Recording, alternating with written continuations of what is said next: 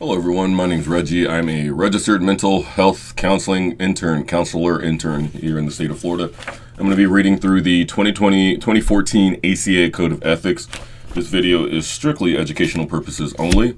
I am studying for the National Clinical Mental Health Counseling exam, and I find that when I teach, I learn. So I'm going to be going through Section A of the Code of Ethics. This video may be very dry, but it's going to help me and others who are studying learn the ethics, and I'll go through section by section until I get it done. But this video will be only from Section A.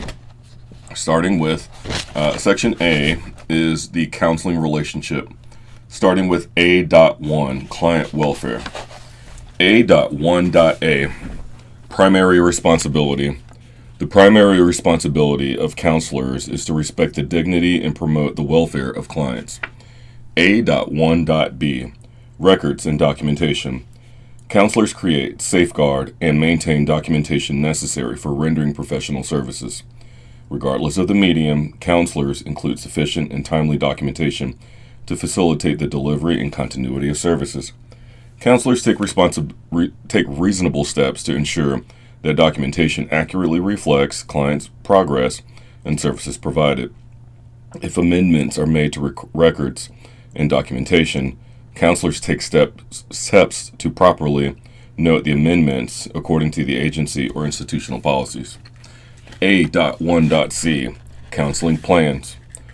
Counselors and their clients work jointly in devising counseling plans that offer reasonable promise of success and are consistent with the abilities, temperament, developmental level, and circumstances of clients.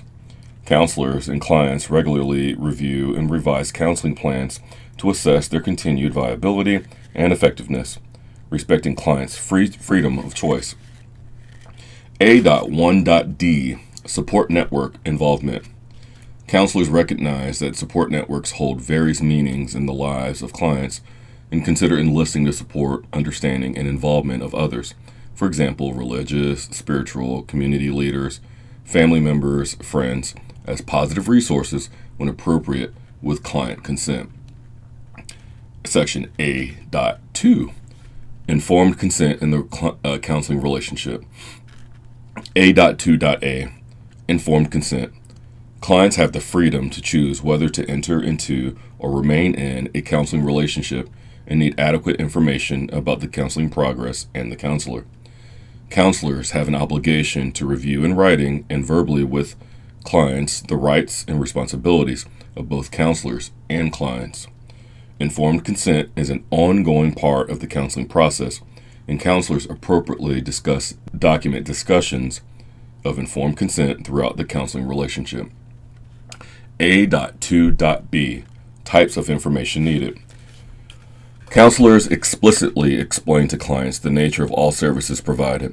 They inform clients about issues such as, but not limited to, the following: the purposes, goals, techniques, procedures, limitations, potential risks, and benefits of services, the counselor's qualifications, credentials, relevant experience, and approach to counseling, continuation of services upon the incapacitation or death of the counselor, the role of technology, and other pertinent information. Counselors take steps to ensure that clients understand the implications of diagnosis and the intended use of tests and reports.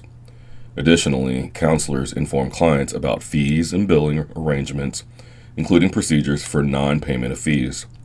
Clients have the right to confidentiality and to be provided with an explanation of its limits, including how supervisors and/or treatment or interdisciplinary team professionals are involved. To obtain clear information about their records, to participate in the ongoing counseling plans, and to refuse any services or modality changes, and to be advised of the consequences of such refusal. A.2.C, developmental and cultural sensitivity. Counselors communicate information in ways that are both developmentally and culturally appropriate. Counselors use clear and understandable language when discussing issues related to informed consent.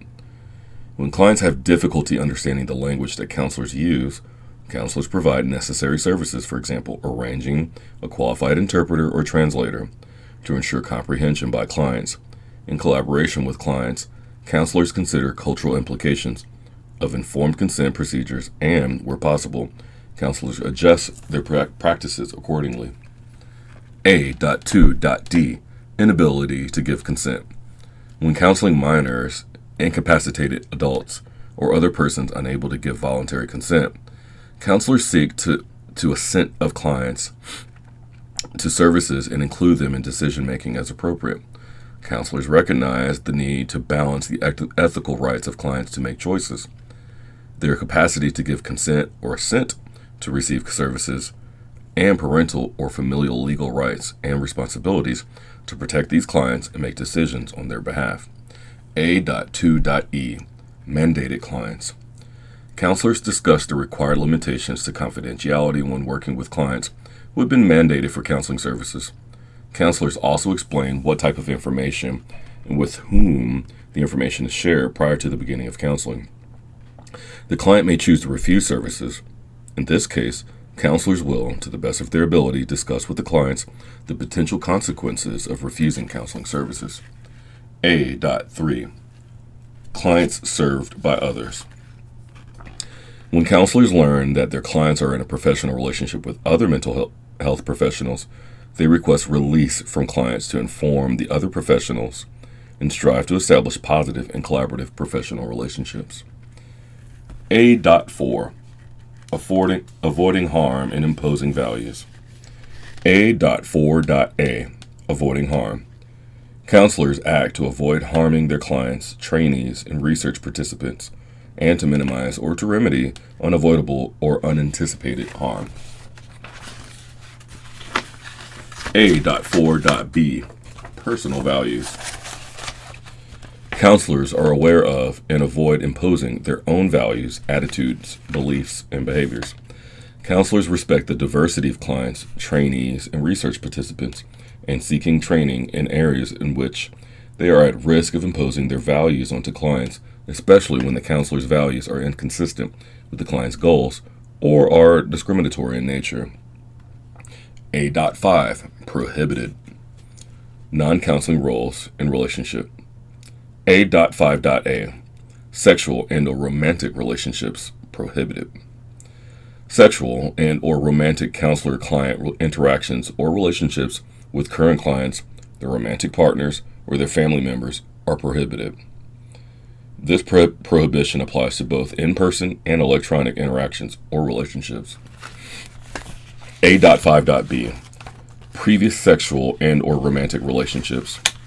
Counselors are prohibited from engaging in counseling relationships with persons with whom they have had a previous sexual and/or sexual relationship or romantic relationship. A.5.C. Sexual and/or romantic relationships with former clients.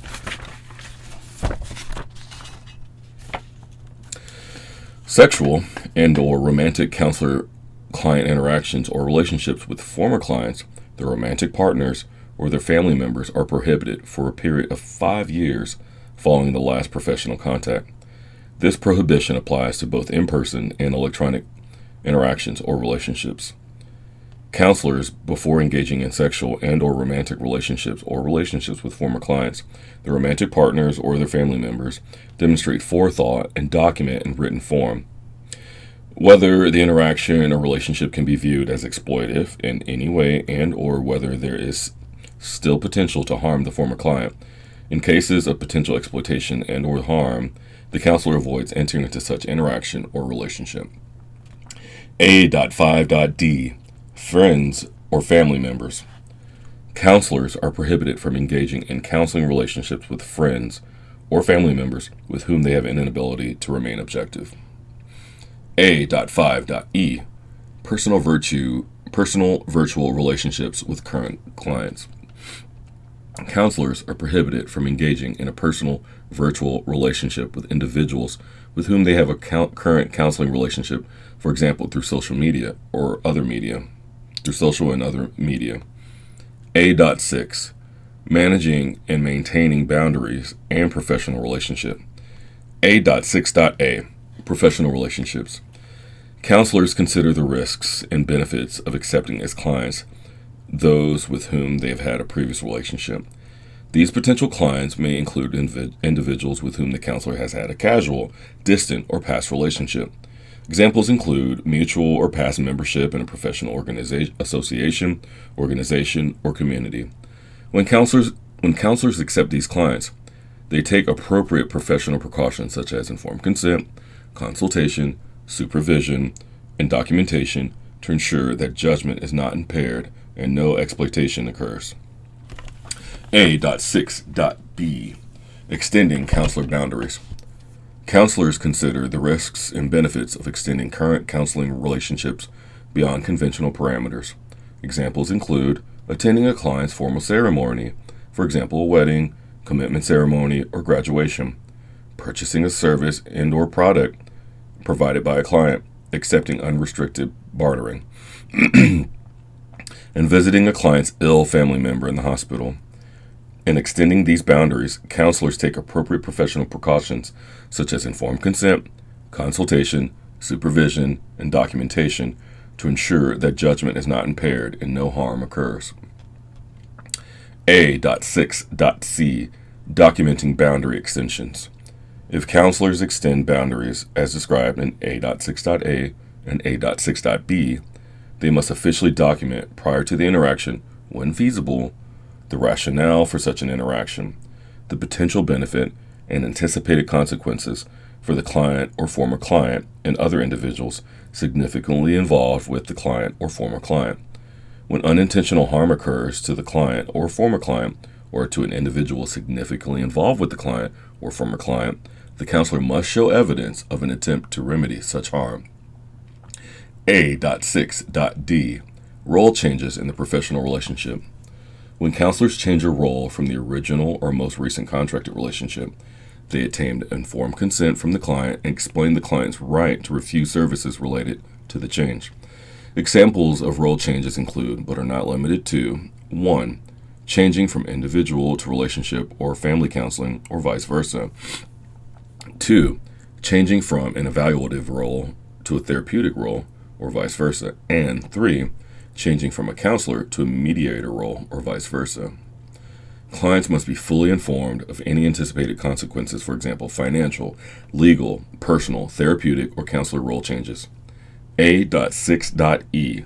Non-professional interactions or relationships other than sexual or romantic interactions or relationships.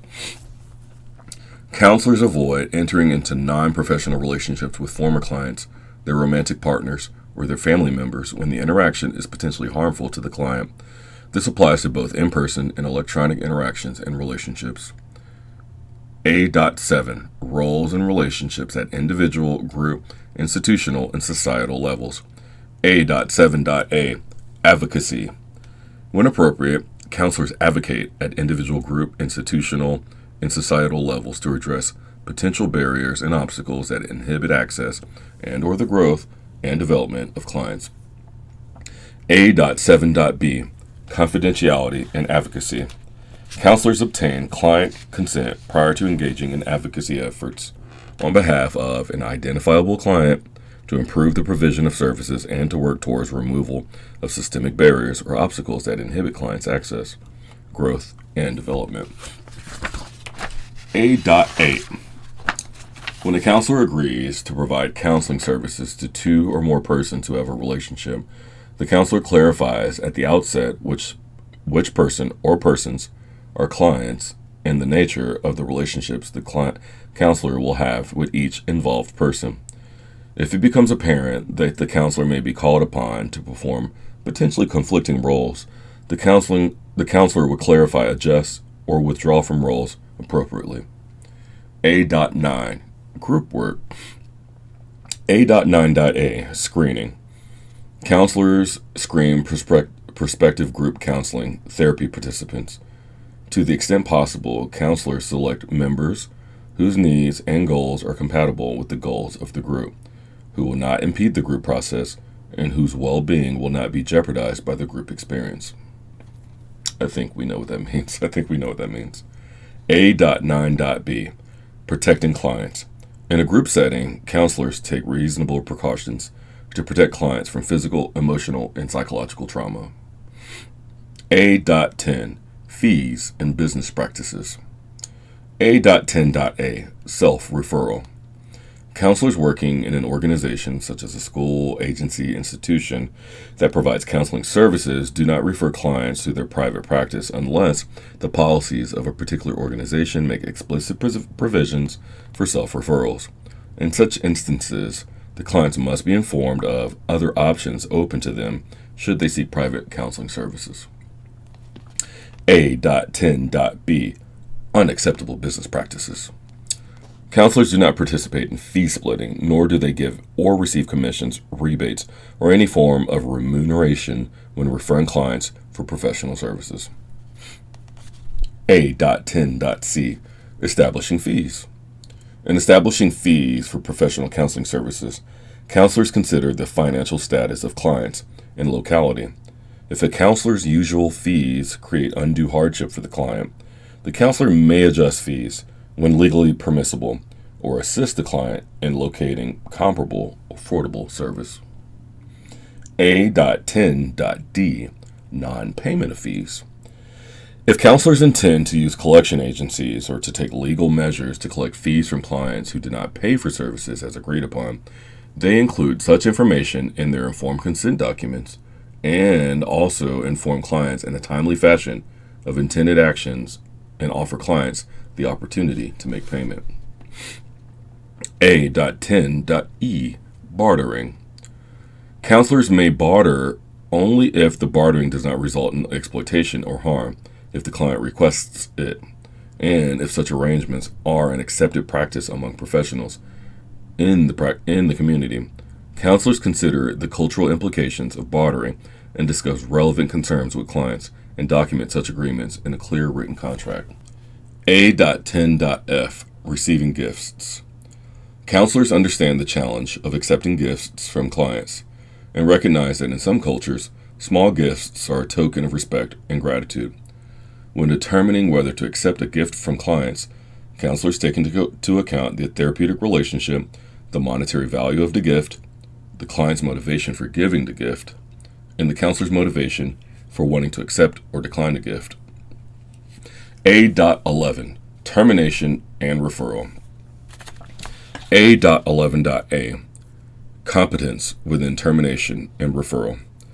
If counselors lack the competence to be a professional assistance to clients, they avoid entering or continuing counseling relationships. Counselors are knowledgeable about culturally and clinically appropriate referral resources and suggest these alternatives. If clients decline the suggested referrals, counselors discontinue the relationship. Plain and simple. A.11.B, values within termination and referral. Counselors refrain from referring prospective and current clients based solely on the counselor's personally held values, attitudes, beliefs, and behaviors. Counselors respect the diversity of clients and seek training in areas which they are at risk of imposing their values into clients, especially when the counselor's values are inconsistent with the client's goals and are discriminatory in nature. A.11.C, appropriate termination. Counselors terminate a counseling relationship when it becomes reasonably apparent that the client no longer needs assistance, is not likely to benefit, or is being harmed by continued counseling. Counselors may terminate counseling when in jeopardy of harm by the client or by another person with whom the client has a relationship, or when clients do not pay fees as agreed upon. Counselors provide pre-termination counseling and recommend other service providers when necessary. A.11.D, appropriate transfer of services. When counselors transfer or refer clients to other practitioners, they ensure that appropriate clinical and administrative processes are completed and open communication is maintained with both clients and practitioners. And the last one, A.12, abandonment and client neglect. Counselors do not abandon or neglect clients in counseling. Counselors assist in making appropriate arrangements for the continuation of treatment when necessary during interruptions such as vacations, illness, and following termination. So that has been Section A of the ACA Code of Ethics. I will continue on in different videos until I have completed all of the Code of Ethics. So thank you for watching. Like and subscribe. See you next video.